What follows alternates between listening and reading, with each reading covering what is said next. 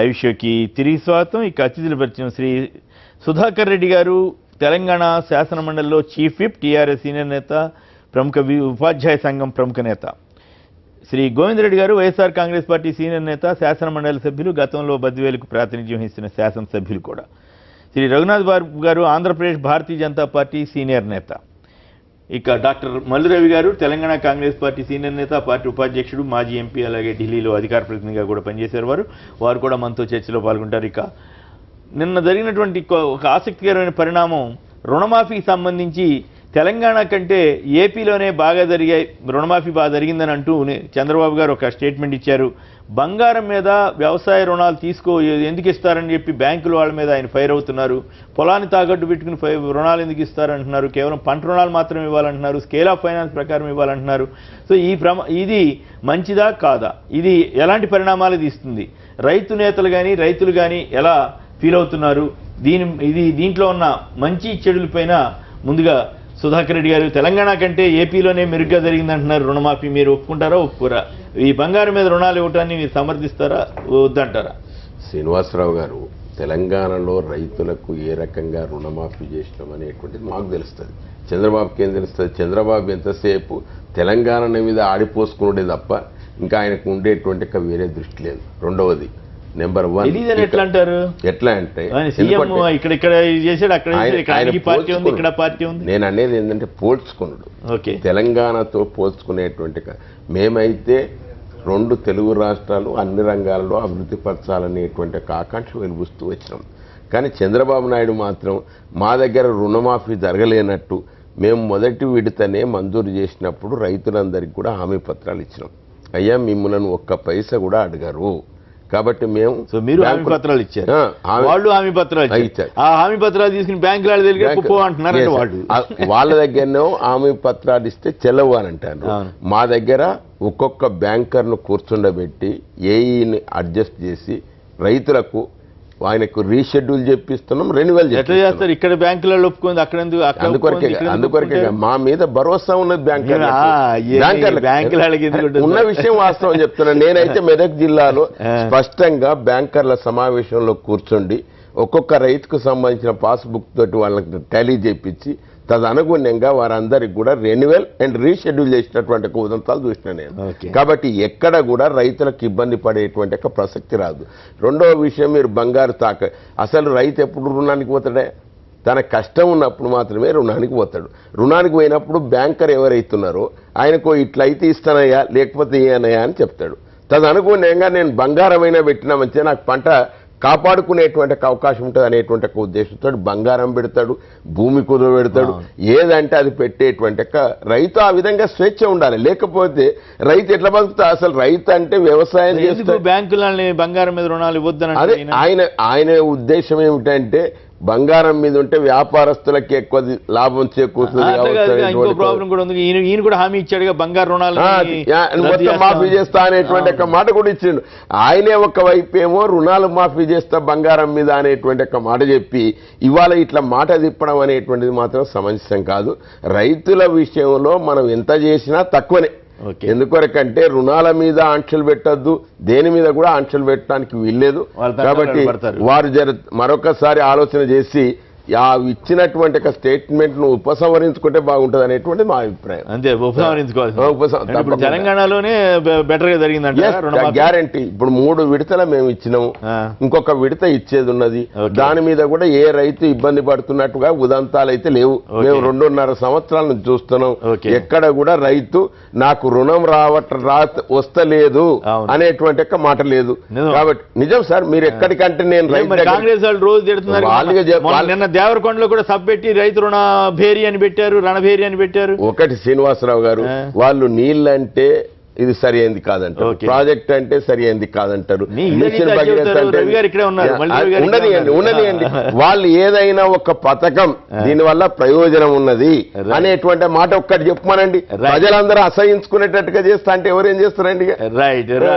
రవి గారు చెప్పండి, ఏంటి చంద్రబాబు గారు ఒక ఆసక్తికరమైన ప్రయాణం, తెలంగాణలో కంటే ఏపీలోనే రుణమాఫీ బాగా జరిగిందని ఒకటి, బంగారు రుణాల మీద ఇవ్వద్దు, బంగారం మీద రుణాలు ఇవ్వద్దు రైతులకి అని చెప్తున్నారు చంద్రబాబు గారు. అట్లాగే పొలం మీద పెట్టి ఇవ్వద్దు అంటున్నారు.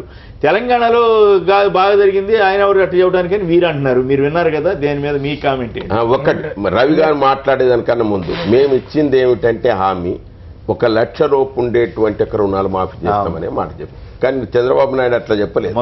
మొత్తం చేసేస్తా అనేటువంటి బంగారు రుణాలతో సహా చేస్తా అనేటువంటి మాట. ఒకటి కేంద్ర ప్రభుత్వం మేము ఇచ్చిన దాన్ని కనుగొన్యంగా వారే వడ్డీ మాఫీ చేస్తామనేటువంటి మాట చెప్పారు. కాబట్టి మాకు వడ్డీ భారం ఉంటలేదు. కేవలం 1 లక్ష రూపాయలు ఏదైతే ప్రిన్సిపల్ అమౌంట్ ఉన్నదో దాన్ని మాఫీ చేసేటువంటి పరిస్థితి.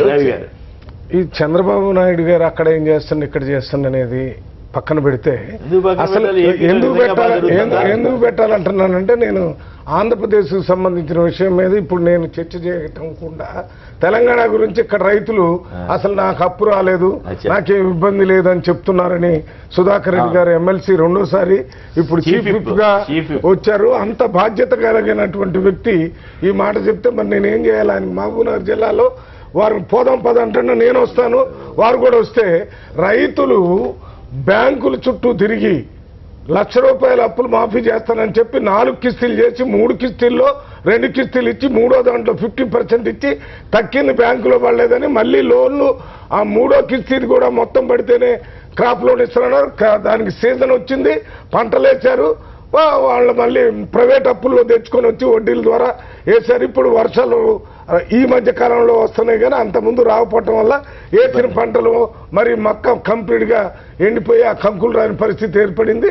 అప్పుడు రైతులకి ఇప్పుడు మేమంతా మళ్ళీ రైతులకు అప్పులు మాఫీ చేస్తానని చెప్పి అధికారంలోకి వచ్చిన పార్టీ దాన్ని పూర్తిగా మర్చిపోయి పెద్ద 83,000 కోట్లతోని ఒక దగ్గర కడతామని, 50,000 కోట్లతోని ఇంకో దగ్గర కడతామని ఈ రీడిజైన్లు చేసే కార్యక్రమం, ప్రజలకు చెప్పేటటువంటి కార్యక్రమం, రైతుల గురించి మాట్లాడమంటే మేము 24 జిల్లాలు చేస్తామని ఒకరోజు, 27 జిల్లాలు చేస్తామని ఇంకొక రోజు, ప్రజలంతా దాని మీద మాట్లాడేటటువంటి ఒక డైవర్షన్ పాలిటిక్స్ సెంటిమెంట్స్ ని ఆ రకంగా చేసే కార్యక్రమం చేస్తున్నారు. రైతులకు సంబంధించి ఈ అప్పుల విషయంలో నిజంగా మీరు 1 లక్ష రూపాయలు ఇవ్వగలిగి ఉండి మీకు ప్రేమ లేకపోవటం వల్ల, ప్రాధాన్యత లేకుండా రైతులను ఇబ్బంది పెట్టాలనేటటువంటి ఆలోచనతోనే మీరు ఇవ్వలేదు తప్ప మీరు ఇవ్వగలిగే స్థితి ఎందుకుంది అంటున్నానంటే, మీరు మామూలుగా మాట్లాడితే సింధు గారికి 5 కోట్లు ఇచ్చారు, ఇంకొకరికి 1 కోటి రూపాయలు ఇచ్చారు.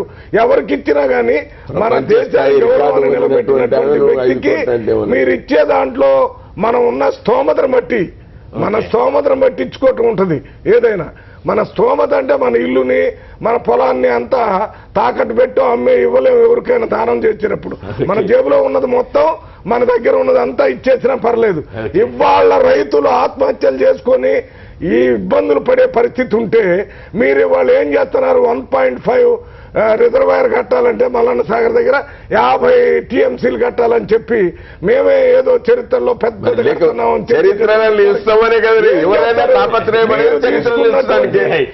సుధాకర్ రెడ్డి గారు మీరు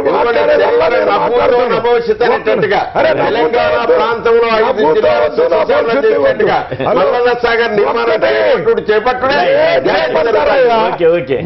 రోజులు అవుతుంది అక్కడ ఒక గ్రామంలో 100 రోజులు 50 రోజులు రెచ్చగొడితే గారు దాని ఏమున్నది?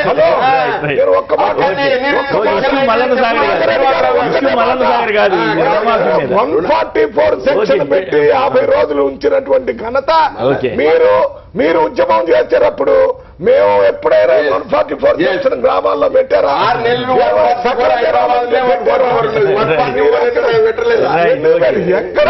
ఒక్క నిమిషం, అది ఇష్యూ అది కాదు. ప్రధానంగా రుణమాఫీ ఏపీలో బెటర్ అని బంగారు రుణాల మీద పోల్చమంటాడు. గది చెప్పు.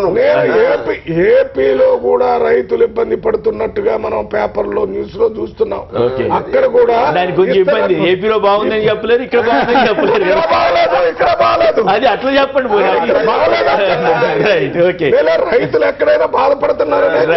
గోవింద్ రెడ్డి గారు ఏపీ పరిస్థితి పోవద్దని చెప్పడం కూడా తప్పు. ఎందుకంటే రైతులు వాళ్ళ ఒంటి మీద ఉన్నటువంటి ఇంట్లో ఉన్న బంగారం అక్కడ పెట్టి తెచ్చుకుంటారు. అప్పు తెచ్చుకొని పంట పండించుకుంటారు. మళ్ళీ వద్దని చెప్పడం వల్ల మీరు రైతులకు న్యాయం చేసే బదులు అన్యాయం చేస్తారు. భూమి పెట్టుకొని ఇవ్వాలనేది తెలంగాణలో కూడా అట్లా చెప్తున్నారా? అట్లా లేదు, ఆ గొడవ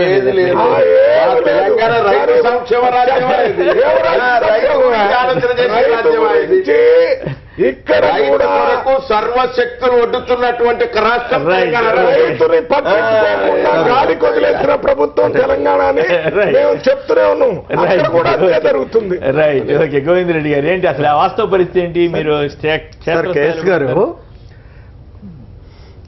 ఆంధ్ర రాష్ట్రంలో చంద్రబాబు నాయుడు గారు అధికారం రావడానికి ప్రధానమైనటువంటి కారణాల్లో రైతు రుణమాఫీ, సంపూర్ణంగా రుణమాఫీ చేస్తానని చెప్పి ఒకటి, బంగారం ఏదైతే గిన మీరు తాకట్టు పెట్టుకున్నారో బ్యాంకుల్లో అది పూర్తిగా విడిచిపెడతానటువంటి ఒక విషయము, మూడోది రైతులందరికీ కూడా ₹1,00,000 లోపు అసలు వడ్డీ లేకుండా రుణాలు ఇస్తానని, పావలా వడ్డీకే ₹3,00,000 వరకు రుణం ఇస్తాననేటువంటిది రైతులకు సంబంధించిన ఆయన ప్రధానమైనటువంటి హామీ, ఎన్నికల హామీ ఇచ్చినటువంటి విషయము.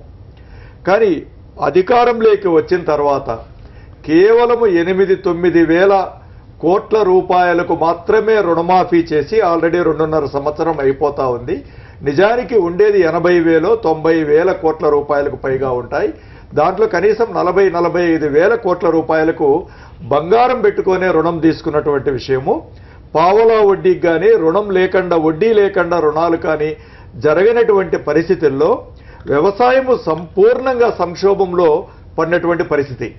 ఎందుకంటే వ్యవసాయము, నాకు కూడా మా కుటుంబానికి 18 ఎకరాల భూమి ఉంది సార్. ఈ 18 ఎకరాల భూమి కూడా మేము చేయలేని పరిస్థితి. ఎందుకు ఒక పెద్ద ఇబ్బందికరమైన పరిస్థితి ఏంటంటే అసలు నీరు లేకుండా వ్యవసాయం చేసేటువంటి పరిస్థితి లేదు. ఎందుకంటే ఎప్పుడు వర్షం వస్తుందో, ఎప్పుడు వర్షం రాదో, ఆ వర్షము అనుకూలమా ఆ పంటకు లేరాటువంటి పరిస్థితి పూర్తిగా రాయలసీమలో దాపురించింది. ఎక్కడన్నా వ్యవసాయం చేయగలము అంటే ఒకటి నీరు ప్రధానమైనటువంటి సమస్యగా ఉంది 2 రాష్ట్రాల్లో కూడా. దాని విషయంలో అనేక ఇబ్బందులు ఉన్నాయి. అది ఆ నీరు అనేది సక్రమంగా రావడం లేదు. సర్ఫేస్ వాటర్ అనేది చాలా ఇబ్బందికరమైన పరిస్థితి. అది ఒక విషయం. అంటే వ్యవసాయము చాలా ఇబ్బందికరమైనటువంటి పరిస్థితుల్లో మాత్రమే రైతులు, అందుకనే ఈ ఆత్మహత్యలు కానీ మిగతా అన్ని, ఎందుకంటే ఒక అష్యూర్డ్ రిటర్న్స్ వ్యవసాయంలో వస్తుంది అనేటువంటి నమ్మకం. రుణమాఫీ జరుగుతోందా లేదా? మీకు ఆ హామీ పత్రాలు ఇచ్చామన్నారా? నిజంగా బ్యాంకులు ఒప్పుకున్నారా లేదా?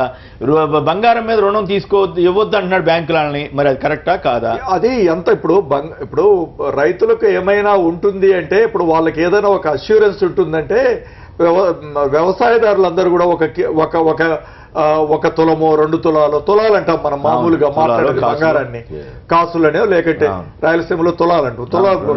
తులాలు. సో ఒక పెద్ద రైతు కంటే ఒక 10-20 తులాలు ఉంటుంది బంగారము సుమారైన రైతు గ్రామంలో. లేకంటే కొందరికి పుస్తల తాడో అదే ఇదో అదే ఉంటది. అదే ఏదో ఒకటి మినిమం సోషల్ సెక్యూరిటీగా ఉంటా ఉంది ఆ బంగారం. ఇప్పుడు వీళ్ళు ఇచ్చేటువంటి డబ్బు పెద్ద, ఇప్పుడు అసలు ముందు బ్యాంకర్స్ వ్యవసాయదారులు అంటేనే చిన్న చూపు. మనం ఎక్కడికి పోయినా ఆయన ఎప్పుడు కూడా ఒక ఇండస్ట్రియలిస్ట్కో లేకంటే ఒక బిజినెస్ చేసుకునేటువంటి వాళ్ళకి ఇచ్చే ట్రీట్మెంట్ వేరు, ఒక వ్యవసాయదారునికి ఇచ్చేటువంటి ట్రీట్మెంట్ వేరు. ఒక బ్యాంకర్కి పోతే మనకు అర్థమైతా ఉంటుంది అందరికి కూడా. సో ఆ పరిస్థితుల్లో ఏదైనా కూడా కొంచెం తాకట్టు పెట్టుకొని ఇవ్వగలుగుతుంది, ఏదన్నా రుణం ఉంది అంటే అది బంగారం పెట్టుకొని ఇస్తారు. లేకంటే ఈ భూమి పెట్టుకొని ఆయన ఇచ్చే 40,000, 50,000, 60,000 రూపాయలు దేనికి సరిపోదు ఇప్పుడు ఉండేటువంటి రేట్లలో. ఇవ్వద్దంటున్నారు చంద్రబాబు గారు, రుణాలు ఇవ్వద్దంటున్నారు. అందుకనే ఎంత ఇబ్బందికరమైన పరిస్థితి అంటే ఆయన ఎందుకు ఇప్పుడు ఒకటి వ్యవసాయానికి చేసుకుంటున్నామా లేదా అనేది, నా భూమి పెట్టుకొని భూమి ఉందా లేదా అని చెప్పి ఆయన ఎట్లా చూసుకుంటున్నాడు. ఇప్పుడు ఆయన సిస్టమ్ ముందే, కంప్యూటర్ మీదే కనపడుతుంది ఈ రైతుకు భూమి ఉందా లేదా అని చెప్పేది చూసుకొని ఈ బంగారం తాకట్టు పెట్టుకొని తీసుకోవడం వల్ల ఆయనకు ఒక తక్కువ ధరకు ఏదైనా ఇచ్చిందంటే 10%, 8% బంగారం రేటుకు ఇచ్చేటువంటి ఒక మంచి సదుపాయాన్ని అసలు ముఖ్యమంత్రి గారి ప్రతి ఒక్కటి ఎందుకు రివర్స్ లో మాట్లాడుతున్నా నాకు అర్థం కావట్లేదు పూర్తిగా. ఉన్న చాలా బాధాకరమైనటువంటి స్టేట్మెంట్ వల్ల ప్రభుత్వానికి ఏమి నష్టం? నష్టం బంగారం కాదు కదా. అంటే మళ్ళీ రాజకీయ పార్టీలు ఈ దిక్మాల హామీలు ఇచ్చినప్పుడు ఇబ్బంది అవుతుందేమో, రుణమాఫీలు హామీలు ఇచ్చినప్పుడు. వ్యవసాయదారుడు అయితేనే కదా సార్ బంగారం పెట్టుకోవచ్చు, వ్యవసాయదారుడు కాకపోతే. రైట్, ఒక్క నిమిషం. నెల్లూరు నుంచి విజయానంద్ గారు లైన్ లో ఉన్నారు. విజయానంద్ గారు నమస్కారం, చెప్పండి. చంద్రబాబు గారు బ్యాంకుల్ని రుణాలు ఇవ్వద్దంటున్నారు బంగారం మీద, మీరు ఒప్పుకుంటారా వద్దంటారా? ఆయన బ్యాంకుల మీద అంటే బంగారం మీద ఇచ్చిన రుణాలు ఏవి తీరడం లేదు సార్. ఆయన ఇచ్చినవి సరే, అది హామీ నెరవేర్చలేదా? నెరవేర్చలేదండి. బంగారం మీద అయితే ఇస్తే మేము కట్టుకొని తీసుకున్నాము. ఓకే. అది కాకుండా ఏదైనా కానీ బాబు గారు ఆదాయం పెంచి, రాష్ట్ర ఆదాయం పెంచి హామీలు తీర్చాలి కానీ మొత్తం రాష్ట్రాన్ని అప్పుల పాలు చేసేసి హామీలు తీర్చాలనే విధంగా అయితే ఎవరైనా తీరుస్తారు కదండి హామీలు. ఆ విధంగా ఎవరైనా ఇవ్వచ్చు. అవును అవును, అది వేరే చర్చ. అది కరెక్టే, మీరు చెప్పిన పాయింట్ కరెక్టే. కానీ ఇప్పుడు రుణమాఫీ జరిగిందా లేదా, ఏంటి పరిస్థితి? రుణమాఫీ బంగారం మీద తీసుకున్నది మాది జరగలేదండి. జరగలేదు. బంగారం రుణాలు ఇవ్వద్దు అంటున్నాడు బ్యాంకులు, వాళ్ళని పర్వాలేదా, మంచిదని రైతులకి? అదట్టండి. అయితే ఉండేది బంగారం మీదే కదండి తీసుకునేది ఎవరైనా కానీ ఇమీడియట్ గా పోవాలంటే. మరి ఆయన మరి ఎందుకు అన్నారంటారు ముఖ్యమంత్రి గారు? నమ్మి బుట్టను నమ్మి ఎట్లా మునిగినట్టయిందండి. Right, okay. కృష్ణారెడ్డి గారు ఖమ్మం జిల్లా నుంచి చెప్పండి, ఇక్కడ ఎట్లా ఉంది, అక్కడ ఎట్లా ఉంది రుణమాఫీ వ్యవహారం కానీ ఇట్లా? కృష్ణారెడ్డి గారు, సత్యారెడ్డి అండి. మాట్లాడండి ప్లీజ్. మాది చర్ల మండలం అండి. మాది నమస్కారం, మాట్లాడండి ప్లీజ్. తెలంగాణ విషయంలో మటుకు మాకు ₹1,00,000 మాఫీ అయిందండి. ₹1,00,000 అట్లా ఎప్పుడు ఎక్కడ మాఫీ అయింది? అంతా అవ్వట్లేదు చెప్తుండండి. అయిందని చెప్పారు. వడ్డీ పోలు 11,000 ఇచ్చారండి. ఓకే. రెండో విడత 20,000 ఇచ్చారండి, 5,000 వడ్డీ అందరండి. ఓకే. మూడో విడత ఇంకా సగం వచ్చాయి, ఇంకా సగం వచ్చిన తర్వాత ఇస్తాం, ఇవ్వలేదు. ఓకే. సో ఇప్పటివరకు ఇవ్వలేదు. సో యాతావాత ఏంటి మీ అభిప్రాయం? ఏమండి, ఆ రుణమాఫీ ఒకసారి చేస్తే రైతులకు ఉపయోగం అండి. ఏంటంటే వడ్డీ కేవలం బ్యాంకుల వాళ్ళకే ఇది ఉపయోగం అండి, ఎవరికి లేదు. అది మంచి కీలకమైన పాయింట్ చెప్పారు. అదండి సుధాకర్ రెడ్డి గారు, మీరేమో బ్రహ్మాండం అన్నారు, మరి ఆయన సర్ర నుంచి ఫోన్ చేసి మరి చెబుతున్నారు. సత్యనారాయణ రెడ్డి గారు అన్న దానితోటి నేను కూడా ఏకీభవిస్తాను. మేము అనేది ఏంటంటే బ్యాంకర్లు ఏదైతే మోసం చేస్తుండ్రో, బ్యాంకర్లు మోసం చేస్తారా? బ్యాంకర్లు రాజకీయ పార్టీలు కాదు. అయితే వీళ్ళు మొత్తం ఇచ్చిన తర్వాత బ్యాంకర్లు కట్టుకోకుండా మోసం చేస్తున్నారు రైతుల్ని.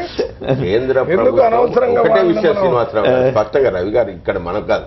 ఎందుకంటే కేంద్ర ప్రభుత్వం వడ్డీ మాఫీ చేసిన తర్వాత కేంద్ర ప్రభుత్వ ఆధీనంలో ఉండేటువంటి ఒక బ్యాంకే కదా. అవును, వడ్డీ ఎక్కడ మాఫీ చేసింది కేంద్రం?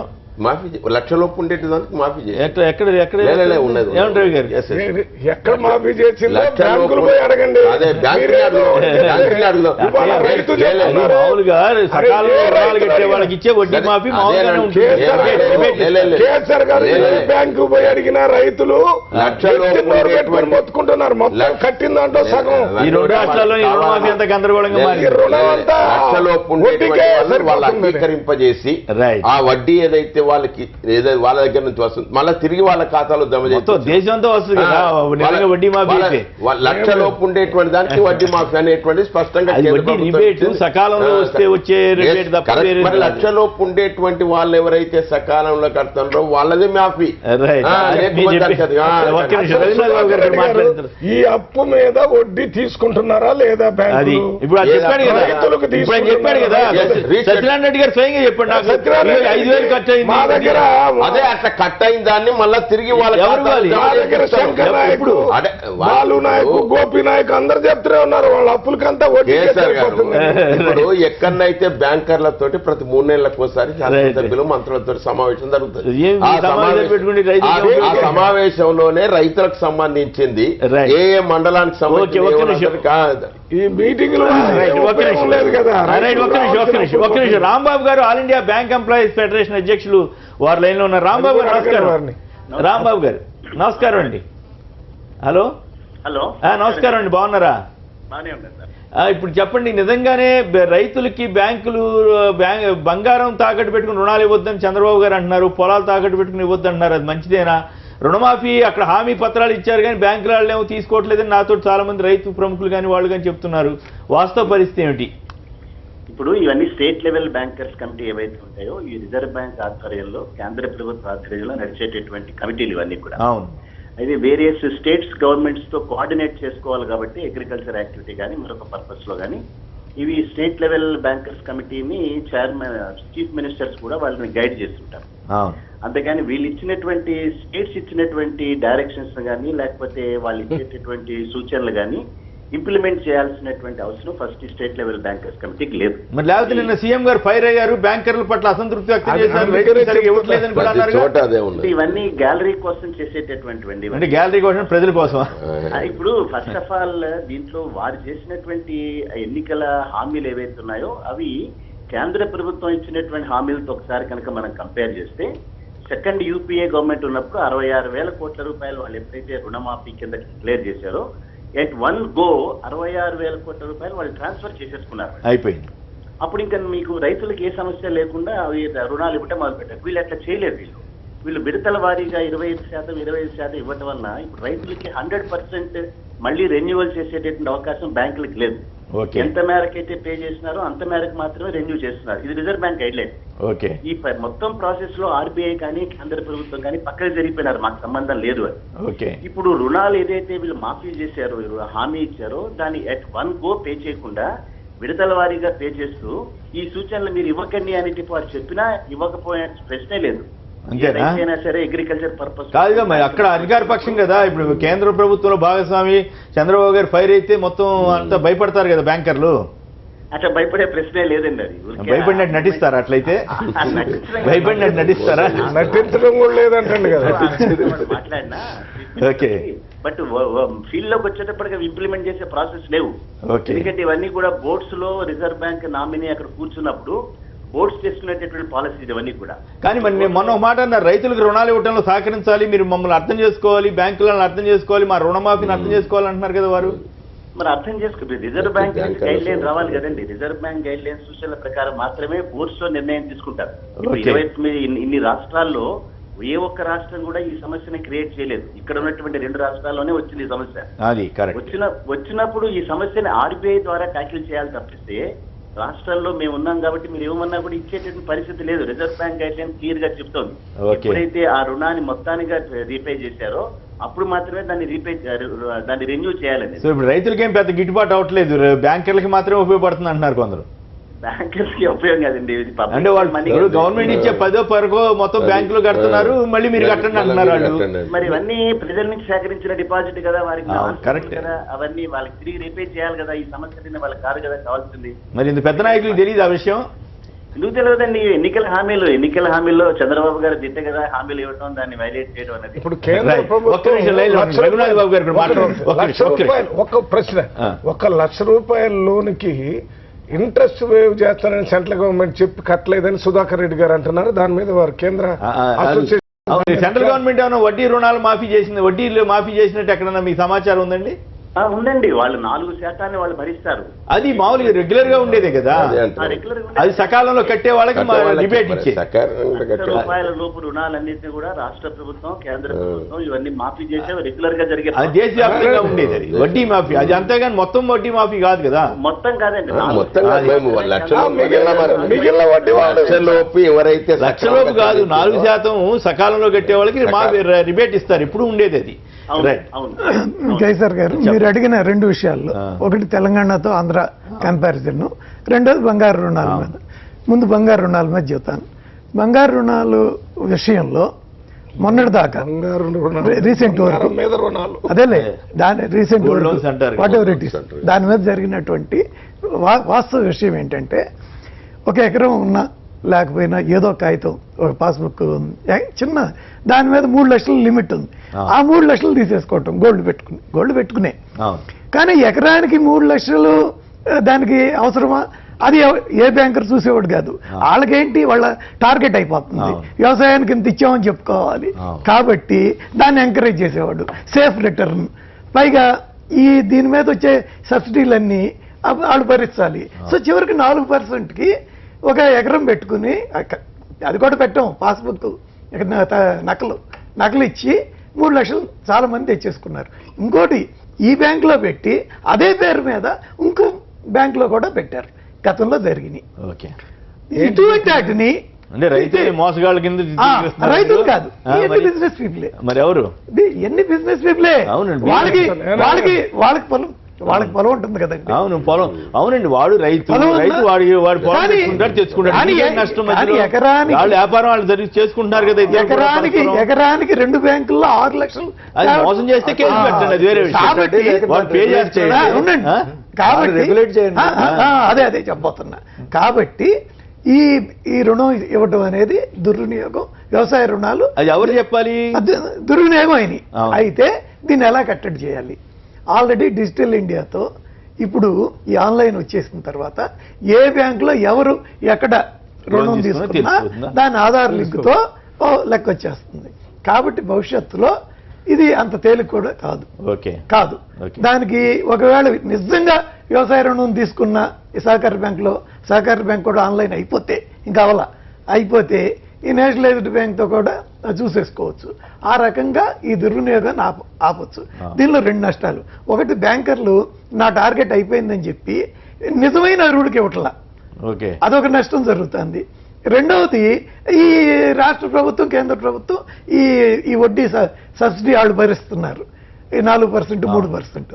కాబట్టి ఈ 2 కూడా అరికట్టే అవసరం ఉంది. అంటే అయితే రుణాలు ఇవ్వొద్దని చంద్రబాబు నాయుడు గారు చెప్తున్నారు చెప్పిన స్పిరిట్ ఏంటో నాకు తెలియదు, కానీ దీన్ని అరికట్టాల్సిన అవసరం అవుతుంది, అరికట్టబడుతుంది కూడా. అసలు మీరు దాన్ని అరికట్టబడుతుంది కూడా. బంగారం మీద లోన్స్ ఇయ్యొద్దు అంటున్నా. చెప్పిందని మీరు సమర్థిస్తున్నారా? నేను మీరు ఇంతసేపు చెప్పారు. ఇది ఎట్లుందంటే రైతులు వాళ్ళు ఏదో ఇబ్బందులు తీర్చుకోవడానికి ఉన్న బంగారాన్ని కుదవబెట్టుకుని బ్యాంకుల నుంచి లోన్ తెచ్చుకుంటున్నారు, వాళ్ళే కట్టుకుంటారు. మీరు ఎప్పుడో 5 సంవత్సరాలకు ఒకసారి ఎలక్షన్ ముందు మేము రుణమాఫీ చేస్తామని అసలు అది ఇవ్వద్దని భూములు కుదవ పెడితే అది కూడా ఇవ్వద్దని చెప్తే ఎలికలున్నాయని ఇల్లు కాల్చినట్టుంది మీ పని. ఎలికల దంపండి. ఎక్కడైనా తప్పు చేసిన వాళ్ళు ఉంటే వాళ్ళని రైతు కమ్యూనిటీ మొత్తాన్ని ఇవాళ తప్పు చేసే ఒక సమాజంగా మనం చూపించడం అనేది రైతులను అవమానపరిచే విధంగా. మరి మీరు ఏం చెప్తున్నారు? ఏం చూపిస్తారు?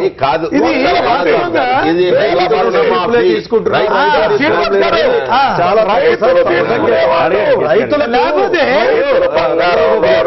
మీరు ఆల్రెడీ రైతులు పెద్ద ఎత్తున మోసం చేసినారు.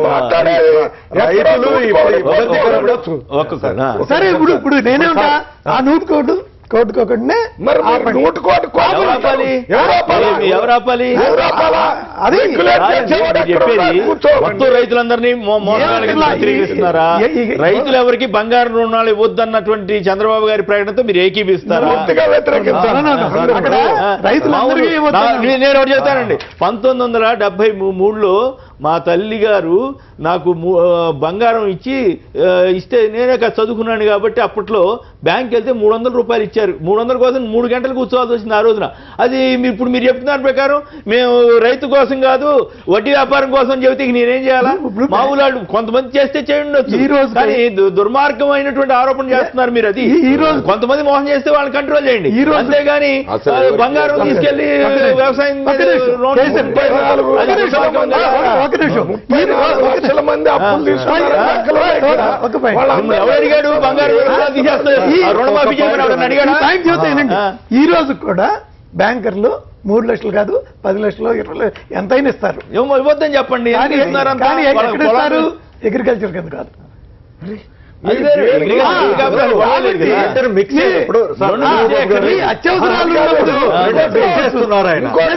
అగ్రికల్చర్ గా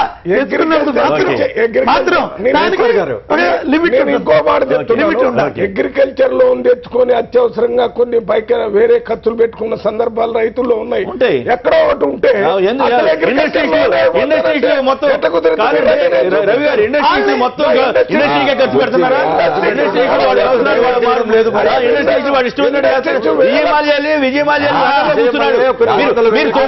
మోడీ గారు అరుణ్ జైట్లీ గారు చూస్తా కూర్చుంటే ప్రైమ్ మినిస్టర్ ఆయన మాల్యా గారు వెళ్ళిపోయాడు. సిబిఐ పట్టించుకోవాలా? చెప్పుడు తర్వాత కూడా ఆయన బాగానే ఉన్నాడా? ఆయన బాగానే ఉంది, వాడుకోవచ్చు. ఆయన 10 రూపాయలు ఏదో సొంత ఖర్చుకు పెడితే ఖర్చు పెట్టారా అని అడుగుతున్నారు. వ్యవసాయ అకౌంట్ వేయద్దు, మామూలు రుణం కింద తీసుకోవాలి. ఎవరు అడిగారండి బంగారం మీద రుణాలు మాఫీ చేయమని ఎవరు అడిగారా? ఒంగోలు సభలో చంద్రబాబు గారు ఎందుకు చెప్పమన్నారు? ఎందుకు చెప్పారు చెప్పండి? రఘునాథ్ సమర్థించారు. ఇప్పుడు ఇవాళ మనం రైతు రుణాల మాఫీ విషయంలో ప్రస్తావిస్తాం. దాని మీద మీరు బంగారం రుణాలు మేము మాఫీ చేయమని అంటే అది వేరు. వ్యవసాయానికి వాడే బంగారం మీద ఓకే, వ్యవసాయ రుణాలే మాఫీ చేస్తామని మాట చెప్పినాం. నేను అన్నం పెడుతున్నాను కాబట్టి మీరు వండుకోవద్దంటారా? మీరు వండుకున్నదాన్ని అది వండుకొని రవీంద్ర రెడ్డి గారు రవీంద్ర రెడ్డి గారు నమస్కారం, మాట్లాడండి. నమస్తే. బంగారం మీద రైతులకు రుణాలు ఇవ్వద్దంటున్నారు ముఖ్యమంత్రి గారు, మీరేమంటారు? నమస్కారం అండి కొమ్మినే గారు. నమస్కారం, మాట్లాడండి. అక్కడ ఉన్న పెద్దలందరికీ నమస్కారం అండి. నమస్కారం, మాట్లాడండి. సార్ చెప్పేది ఒకటి చేసేది ఒకటి అండి. రాజకీయ నాయకులు చెప్పండి. చెప్పేది ఒకటి చేసేది ఒకటండి. మా సుధాకర్ రెడ్డి గారు అన్న అంటుండు ₹1,00,000 రుణమాఫీ ఒకసారి అంటుండు. ఎక్కడైతే గ్రౌండ్ లో తెలుసుకోమని చెప్పండి అన్నగారికి. అలాగే బీజేపీ పెద్దలకు బంగారం మీద రుణాలు ఇస్తే ఆవగించుకోలేకపోతున్నారు. వారికి మోసం చేసే పెద్ద పెద్ద వాళ్ళు కళ్ళకు అవపడరు. ఇంకోటి చంద్రబాబు గారి గురించి 96లో మా రాజశేఖర రెడ్డి గారు ఒక మాట అన్నారు. వృద్ధ నాయకుల వ్యర్థ పరిపాలనతో విసిగిపోయిన ప్రజానీకానికి యువ చైతన్యంతో కూడిన శరవేగ పాలన భ్రమపడిన ఈ ప్రజలకు ప్రతి నిమిషం దగాతో ప్రతి క్షణం మోసంతో అవినీతి రహిత పాలన చేస్తానని చంద్రబాబు గురించి మాట్లాడిండు. 96లో వైఎస్ రాజశేఖర చంద్రబాబు చేసేది అదే చేస్తుంటాడు ఎప్పుడైనా. ప్రతి నిమిషం మోసం, ప్రతి క్షణం దగాతో, ప్రతిరోజు అబద్ధంతో జీవితం శ్రీనివాస్ గారు గుంటూరు నుంచి లైన్ లో ఉన్నారు. శ్రీనివాస్ గారు నమస్కారం, మాట్లాడండి. సార్ నమస్తే సార్. నమస్తే, మాట్లాడండి. బంగారం మీద రుణాలు ఇవ్వద్దంటున్నారు, మీరు ఒప్పుకుంటారా రైతులకి? నమస్కారం సార్. అక్కడ ఉన్న సుధాకర్ రెడ్డి గారికి మీ అందరికి నమస్కారం సార్. సుధాకర్ రెడ్డి గారు మధుర రవి గారు విన్నారు సార్. ఇక్కడ ముఖ్యంగా ఆ రోజు చంద్రబాబు నాయుడు గారు పాదయాత్ర చేసేటప్పుడు రైతులకి ఇచ్చినటువంటి హామీని అప్పులు రుణాలు ప్లస్ బంగారు రుణాలు కూడా తీసేస్తా ఉన్నారు సార్. అవును. ఆయన మాట మన్ని సంవత్సరం ముందు నుంచే మేము కష్టం మానేశాం. కానీ సార్ ఆయన మాట ఇది మేము బ్యాంక్ దగ్గరికి 2 సంవత్సరాలు పోకపోతే మాకు తీసుకున్న దానికి మళ్ళా తీసుకున్నంత అయింది సార్. చక్రవడ్డీ. ఇప్పుడు బంగారు రుణాల మీద వడ్డీ డబ్బులు ఇవ్వమంటే మనం రోడ్ల మీద జనాన్ని రేపు నుంచి ఈ రోజు నుంచే చూస్తారు సార్. చూడండి మీరు ప్రత్యక్షంగా. ఏం చూస్తారు? ఎవరు జనాలు బంగారమే సార్. ఇప్పుడు పొలాలు కాప్ లోన్ తీసుకోవడానికి ప్రతి ఒక్క రైతుకి పాస్బుక్లు లేవు, సర్వే నంబర్లు లేవు, ఆన్లైన్ లేదు. ఏదో వెబ్ ల్యాండ్ అనేది పెట్టారంటున్నారు కదా, ఎక్కడ సార్? చూడమనండి, ఇంకా ఎంతమందికి లేవు. ఓకే. సో ఇప్పుడు అంటే బంగారం మీద కూడా ఇవ్వద్దంటే ప్రమాదంలో పడతారా రైతులు? ఖచ్చితంగా సార్. కాదు, మరి రఘునాథ్ బాబు గారు మాట అంటున్నారు. సాయంకాలం చూస్తారు, చూడండి ఎంతమంది విమర్శిస్తారు. కాదు, కొంతమంది ఏమంటున్నారంటే ఇప్పుడు రఘునాథ్ బాబు గారు కొంతమంది రైతుల పేరు మీద వ్యాపారం చేసుకోవడానికి తీసుకుంటున్నారు, లక్షలు అంటున్నారు.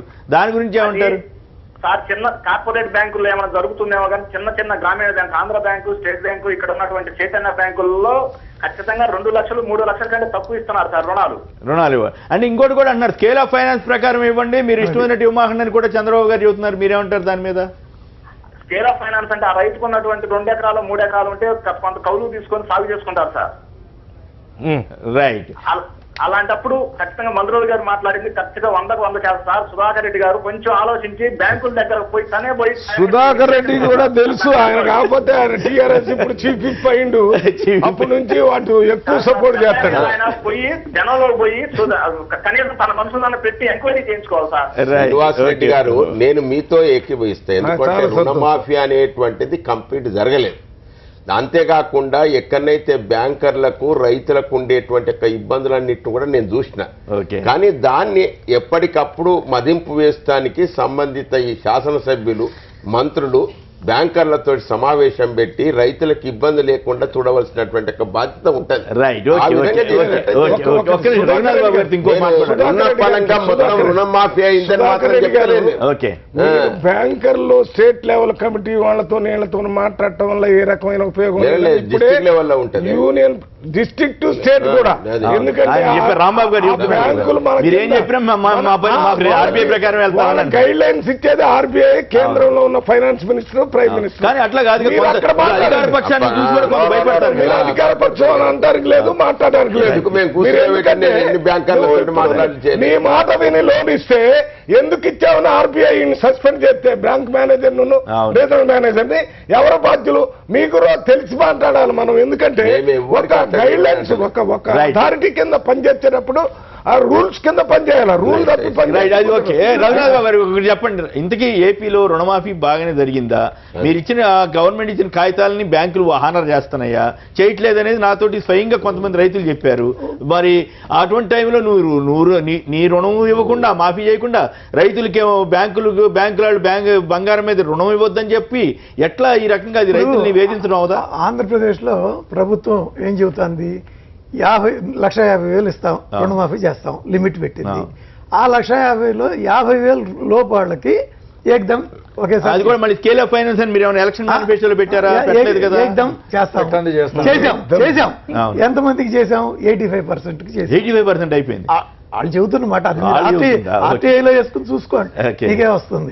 కాబట్టి ఒకవేళ నిజంగా 85%కి ఏకదం 50,000 లోపు అయిపోతే, అలా ఉన్నాయా 50,000 లోపు వాళ్ళు అయితే 85% సాటిస్ఫై చేశారు. కాబట్టి 15%లో ఇబ్బందులు ఉంటే అది పెద్ద ఇష్యూ కాదు. అసలు ఇప్పుడు మీరు రైతే కదా, మీరు నవ్వుతున్నారా లేకపోతే నిజంగానే చెబుతున్నారా? రాంబాబు గారు నిజంగానే ఏపీలో రైతుల పరిస్థితి అంత హ్యాపీగా ఉందంటారా? ఇబ్బందుల్లో ఉన్న వాళ్ళని ఇంకా మానసికంగా కుంగదీసే విధంగా మాట్లాడుతున్నారు రఘునాథ్ బాబు గారు. బీజేపీ తరపున ఉండి ఏమి మాటలు ఇవి? మీరు ఇవ్వకపోతే ఇవ్వకుండా ఉండండి, లేవు నేను సహాయం చేయకపోతే సహాయం చేయకుండా ఉండండి. కానీ వాడిని తిడితే ఇంకా ఇబ్బంది పరిస్థితి. ఏం మాట్లాడుతున్నారు? అక్కడ చస్తున్నారు ఇప్పటికి రైతులు, అప్పులు లేక బ్యాంకుల చుట్టూ తిరిగి. ఈ రోజు స్కేల్ అప్ మీరు వీళ్ళ దిక్మాల రుణమాఫీ హామీ ఇచ్చేంత వరకు తెలియదు అసలు అట్లాంటి స్కేల్ ఆఫ్ ఫైనాన్స్ ఉంటుందని. స్కేల్ ఆఫ్ ఫైనాన్స్ విషయంలో రాష్ట్ర ప్రభుత్వం మాత్రం అసలు స్కేల్ ఆఫ్ ఫైనాన్స్ దాటి ఎక్కడ దొరికితే అక్కడ లెఫ్ట్ రైట్ మీరు వేల కోట్ల రూపాయల అప్పులు తీసుకొని రావడానికి మీరు చేస్తారు. సంబంధం లేకుండా కూడా చేస్తున్నారు. మరి స్కేలు వాడు అసలు ఎందుకు ఏపీలో గానీ తెలంగాణలో గానీ ఉమ్మడి రాష్ట్రం ఉన్నప్పుడు 1,80,000 కోట్ల అప్పు ఉంటే ఇప్పుడు ఏపీ ఒక్కదానికే 1,80,000 కోట్ల అప్పు ఎట్లా జరిగింది? ఏపీ తెలంగాణలో 1,35,000 కోట్ల అప్పు దాని పర్సెంటేజ్ కూడా పెంచారు. ఉంటే రేపో దాన్ని 3.5 చేశారు. ఏంటి మీరు మాత్రం స్కేల్ ఆఫ్ ఫైనాన్స్ దాటి ఎక్కడ అప్పు తెచ్చుకోవచ్చు? రైతు ఒక్క మాట చెప్తాను, ఎకరం భూమి ఉన్నోడికి మీరు చేసిన అప్పులకి వారు వ్యక్తిగతంగా పంటలు వేసుకోవడానికి రైతు తెచ్చుకుంటారంటే ఒక్క ఎకరానికి ఎంత మనమే కట్టాలి కదా సార్. స్కేల్ ఉంటుంది, వాళ్ళకి తెలుసు. బ్యాంక్ మేనేజర్ రూల్ ప్రకారం ఇస్తారు. మళ్ళీ ఇంకా ఎవడైనా పొరపాటు ఇస్తాడేమని మీరేంటి వాళ్ళ మీద ఆంక్షలు చేయటం? రైట్. ఫైనల్ గా చెప్పండి రాంబాబు గారు, ఏపీలో గానీ తెలంగాణలో గానీ రుణమాఫీ వ్యవహారం ఏ రకంగా ఉంది సంక్షిప్తంగా చెప్పండి. ఇప్పుడు ఇది ఎట్టే వన్ గోలో పే చేయకుండా ఉన్నప్పుడు ఈ రకమైనటువంటి సమస్యలు తప్పవండి ఇవన్నీ కూడా. ఓకే. అయితే కోఆపరేటివ్ బ్యాంక్స్ ఏవైతే ఉన్నాయో అవి వాళ్ళ అధీనంలో పనిచేస్తాయి కాబట్టి దానిలో ఏమైనా కొన్ని మార్పులు ఏమైనా చేయగలుగుతారేమో. కానీ కమర్షియల్ బ్యాంక్స్ కానీ, ప్రైవేట్ బ్యాంక్స్ కానీ, గ్రామీణ బ్యాంక్స్ లో కానీ వాళ్ళ సూచనలు సలహాలు అంగీకరించే పరిస్థితి అక్కడ అడ్మినిస్ట్రేషన్ ఉండదు. అంటే ఇప్పుడు రుణమాఫీ హామీ పత్రాలను పట్టుకుని ఎవరు లోన్లు ఇవ్వట్లా? ఇవ్వరు. ఎంత మేరకైతే వచ్చినాయో ఇప్పుడు తెలంగాణలో అయితే 50%, ఫస్ట్ టైం 25% పే చేసినారు, తర్వాత 25% 2 విడతలుగా పే చేసినారు. ఎలాంటి ఇక్కడ 50% పే చేసినారు. అక్కడ ఇంకా తక్కువే పే చేశారు. అంత మేరకు మాత్రమే రెన్యూ చేయగలుగుతాయి. దానికి మించి రెన్యూ చేయగలిగిన అవకాశం లోకల్ అడ్మినిస్ట్రేషన్ ఉండదు. అయితే అక్కడ పెద్దలందరూ కూడా కొంత స్కేల్ ఆఫ్ ఫైనాన్స్ గురించి మాట్లాడుతున్నారు. బట్ అప్పుడు ఉన్నటువంటి పరిస్థితుల వల్ల జిల్లా కలెక్టర్ల విజ్ఞప్తి మేరకు స్కేల్ ఆఫ్ ఫైనాన్స్ దాటిచ్చినటువంటి సందర్భాలు ఉన్నాయి. ఈ రుణమాఫీకి వచ్చేటప్పటికి రాష్ట్ర ప్రభుత్వాలు లోకల్ అడ్మినిస్ట్రేషన్ క్వశ్చన్ చేస్తున్నారు, ఎవరిమ్మన్నారు మిమ్మల్ని, మీరు అట్లా ఇచ్చారని అడుగుతున్నారు. ఇప్పుడు అడుగుతున్నారు. బట్ ఆ రోజుల్లో అప్పుడున్నటువంటి ప్రత్యేకమైన పరిస్థితుల్లో కలెక్టర్లు విజ్ఞప్తి చేశారు. సో దానివల్ల 10-20% ఎక్కువ మించి ఇచ్చారు. ఇప్పుడు బ్రాంచ్ మేనేజర్స్ ఇబ్బందులు పడ్డారు. సో అక్కడ ఉన్నటువంటి వాళ్ళందరూ కూడా రాష్ట్ర ప్రభుత్వాన్ని, కేంద్ర ప్రభుత్వాన్ని నడిపించేటువంటి వ్యక్తులు కాబట్టి గౌరవించాలి. రిజర్వ్ బ్యాంక్ గవర్నర్ అంతకుముందు క్లియర్ గా చెప్పినాడు, ఈ రుణమాఫీ పథకాలు పెట్టకండి మీరు, దానివల్ల ప్రయోజనం లేదు అని. సో ఆర్బీఐ గవర్నరే వ్యతిరేకించినటువంటి సందర్భంలో లోకల్ మేనేజ్మెంట్ ఏ రకంగా ముందుకు రాగలుగుతుంది? బ్యాంకులు సహకరించాలనే ముఖ్యమంత్రులు అడుగుతుంటారు. ఇది పెట్టారండి. ఇప్పుడు బంగారం మీద రుణాలు ఇవ్వద్దు అని అంటే రైతు ఎక్కడికి పోతాడు? మనకి 50% మించి రెన్యువల్ కావట్లేదు. అట్లాగే బంగారు రుణాల మీద తక్కువ వడ్డీతో వచ్చే కాదు, బంగారం మీద తీసుకునే వాళ్ళంతా వ్యాపారులేనా ఎట్లా? చాలా తప్పండి అదంతా.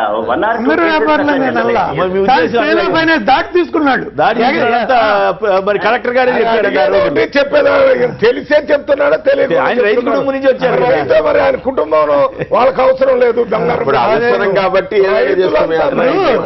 రాంబాబు గారు రెండు విషయాలు. ఒకటి, వారు చెప్పిన దాన్ని బట్టి మనకి ఏమర్థమవుతా ఉంటే బ్యాంకర్స్ మేము మా చట్ట ప్రకారము మా ఆర్బీఐ గైడ్ లైన్స్ ప్రకారము మేము వెళ్తాము, మిగతా ఏదో పొలిటికల్ గానీ మిగతా డెసిషన్స్ కానీ తీసుకోవడం అనేటువంటి ఒక మాట చెప్తున్నప్పుడు దాంట్లో మనము రాష్ట్ర ప్రభుత్వం ఏం చేయాలంటే విత్ ఇన్ దట్ రూల్స్ లో ఎంతవరకు మనం ఈ రుణాన్ని రైతులకు ఇప్పించగలము, మాక్సిమం రైతులకు పోయేటట్టుగా ఎట్లా చేయగలం అనేటువంటి ఆ విధానంలో రుణం తీసుకోవడానికి ఒక ఫెసిలిటేటర్ గా రాష్ట్ర ప్రభుత్వం ఉండాలి. వాళ్ళనే ఇవ్వద్దని చెబితే వాళ్ళనే ఇవ్వద్దని చెప్పడం చాలా తప్పు.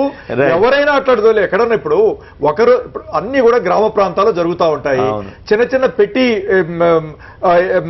ట్రేడర్స్ అట్టోళ్ళు ఉంటారు. అదేదన్నా ఉంటే కనుక కొంతమందికి అట్లా, కానీ రైతులు ఎక్కువ మంది ఉంటారు కాబట్టి వాళ్ళు రైతే కొంతమంది ఇట్లా కూడా చేసేవాళ్ళు ఉంటారు. అందుమాన చేత వాళ్ళ వ్యవసాయానికి వాళ్ళని కాదని చెప్పడం లేదు. రైతుకు కూడా సహాయపడతాయి, ఎందుకంటే ఆయన ఫెర్టిలైజర్ షాప్ ఉంటుంది, లేకపోతే మిగతా అనేక షాప్స్ మీరు అదే నిబంధన పెట్టండి దానికి వాడకూడదని. ఆటోమేటిక్ గా ఈ డిజిటల్ వచ్చినాక ఆన్లైన్ వచ్చినాక అయితే ఈ లోపే బ్యాంకుల రుణాలు ఇవ్వద్దంటే ఎట్లా? అది రైతులకి ఆందోళన రైట్. ఏదేమైనా ఈ మధ్యకాలంలో సీఎం గారు అట్లాంటి స్టేట్మెంట్లు ఇవ్వడం కాస్త ప్రజలకు ఆందోళన కలిగించే అంశం. రైతులకి బ్యాంకులు బంగారం మీద రుణాలు ఇవ్వకపోతే మరి ఎవరు ఇవ్వాలి, ఎట్లా ఇవ్వాలి అనే చర్చ కూడా వస్తుంది. అటు రుణమాఫీ కాక ఇటు బ్యాంకుల వీళ్ళు ఇచ్చిన కాగితాలు మాకు అక్కర్లేదని బ్యాంకులు చెప్తుంటే, బ్యాంకుల రుణాలు ఇవ్వద్దని చెప్తుంటే ఇది ప్రమాదకరమైనటువంటి ధోరణి. ఇట్లాంటివి చేయకుంటే మంచిదని చెప్తూ లైవ్ షోకి తిరిగి స్వాగతం. కుక్కట్పల్లి నుంచి రమేష్ గారు ఒక లైన్లో ఉన్నారు. అక్కడ లోకల్ ప్రాబ్లము వాటి గురించి చెప్పడానికి సిద్ధంగా ఉన్నారు. రమేష్ గారు చెప్పండి, మీ ప్రాబ్లం ఏంటి? నమస్కారం కొమ్మినేని గారు. నేను ఆంధ్రప్రదేశ్ వాస్తవ్యుడిని, నెల్లూరు జిల్లా అల్లూరు మండలం సింగపేట గ్రామం, రమేష్ రెడ్డి నా పేరు. నేను వృత్తిరీత్యా Hyderabad Kukatpally housing board 9th phase లో ఉంటానండి. ఇక్కడ రీసెంట్ గా గోదావరి పైప్ లైన్ కోసం, వాటర్ పైప్ లైన్ కోసం రోడ్డు తవ్వారండి, డిగ్ చేశారు. It's around 2 years back. And recent గా రోడ్ వేశారండి ఒక నెల క్రితం. KPHB రోడ్ నెంబర్ 1 నుంచి గోకుల్ ప్లాట్స్ వరకు అరౌండ్ 4 kilometers. గోకుల్ ప్లాట్స్ వరకు with in a span of 15 days అండి. రోడ్ గాట్ స్పాయిల్డ్ అండి. నేను 15 రోజుల్లోనే కంప్లైంట్ రేజ్ చేశానండి. రేజ్ చేస్తే నాకు ఏఈ మంజులత గారు అని చెప్పి వాళ్ళ నంబర్ ఇచ్చారు. నేను ఆమెతో పాటు ఒక రోజు రాత్రి 9 గంటలప్పుడు కాల్ చేసి మాట్లాడానండి ఈ సమస్య గురించి.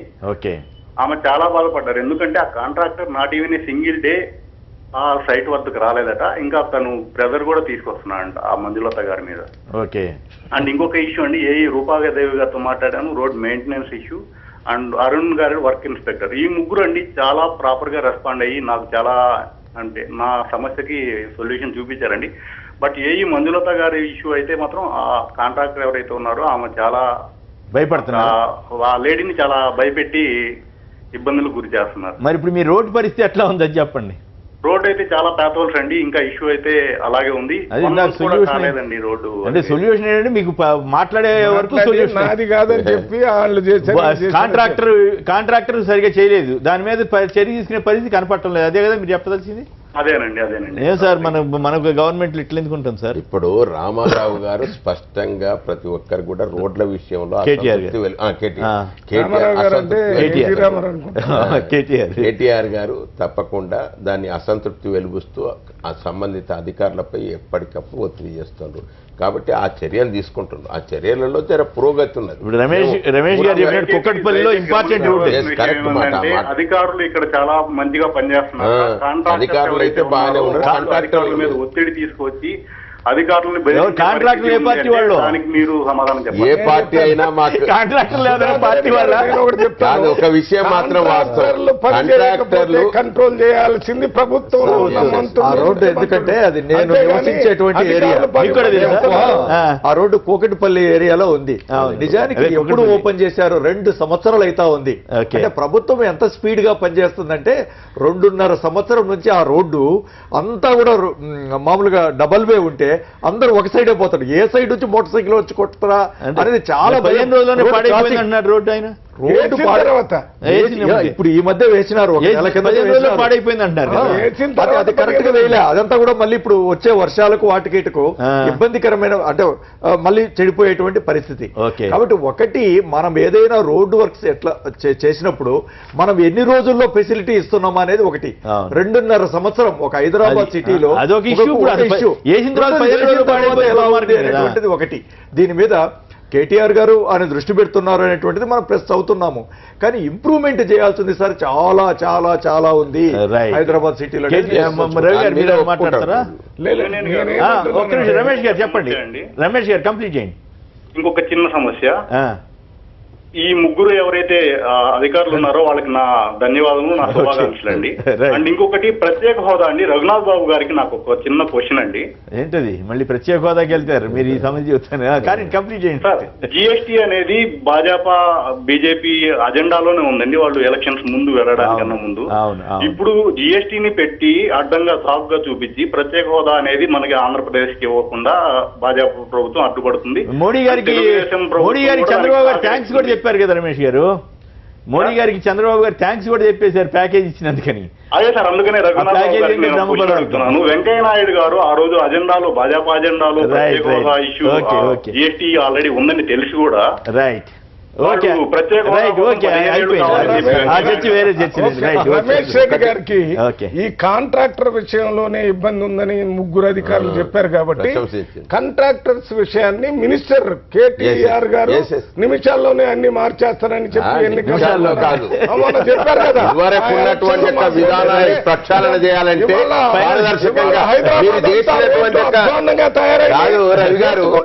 చేసింది ఇంత అంతనా దాన్ని ఒక్కసారి కాబట్టి అందువరకే అవినీతి రోడ్డు అయిపోయింది 15 రోజుల్లోనే. అధికారులు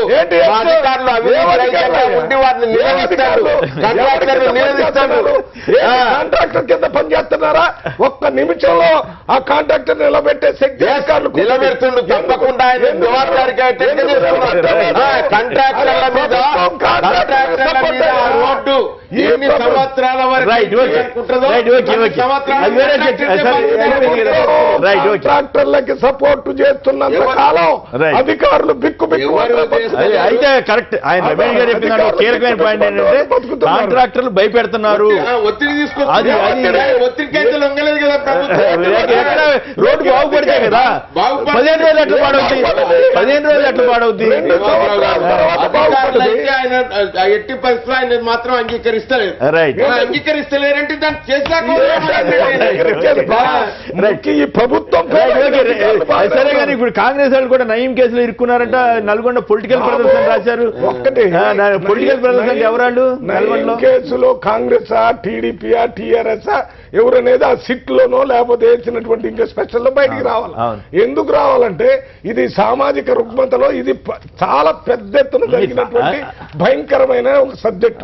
ఏ ప్రభుత్వం ఎవరు దీంట్లో ఇన్వాల్వ్ అయినా చట్టం దాని పని చేయాలని అందరూ కోరుకుంటున్నారు. దీని మీద తొందరగా చేయండి. ఎందుకు మీరు మరి కింద అసలు తోకరు కట్ చేస్తున్నారు తప్ప తలకాయ కట్ చేస్తున్నారు. నల్గొండ జిల్లాలో నమస్తే తెలంగాణ పత్రికలో రాశారు. కొన్ని పత్రికలు నిన్న మొన్నేమో అధికార పార్టీ ఎమ్మెల్సీలు ఎమ్మెల్యేలు ఉన్నారని, ఇవాళేమో కాంగ్రెస్ అంటే విపక్షం అంటే బహుశా అక్కడ కాంగ్రెస్ అయితే ఇంక వేరే పార్టీ లేదు కదా. విపక్షానికి సంబంధించిన అంటే ఎమ్మెల్యేలు ఎమ్మెల్సీలు ఎవరు లేరు కదా. ఉంటే కాంగ్రెస్ లేదా టీఆర్ఎస్ కదా. ఇప్పుడు పొలిటికల్ బ్రదర్స్ అన్నారు. నల్గొండలో పొలిటికల్ బ్రదర్స్ ఎవరు?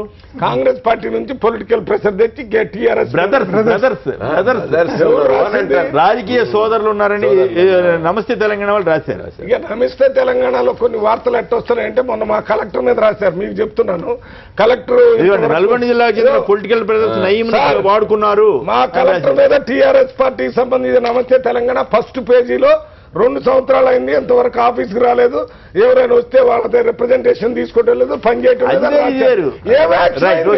ఇది కూడా వాళ్ళని బ్లాక్ మెయిల్ చేయడానికి కాంగ్రెస్ మరి అక్కడ ఇప్పటికి కూడా ముఖ్యమంత్రి గారు స్పష్టంగా చేసిండ్రు, ఏ పార్టీ పాలకపక్షం గాని ప్రతిపక్షం గాని ఎవరున్నా గాని ఎవరు సార్ వాళ్ళకే బ్రదర్స్ ఉన్నారు, ఇంకెవరికి లేరు.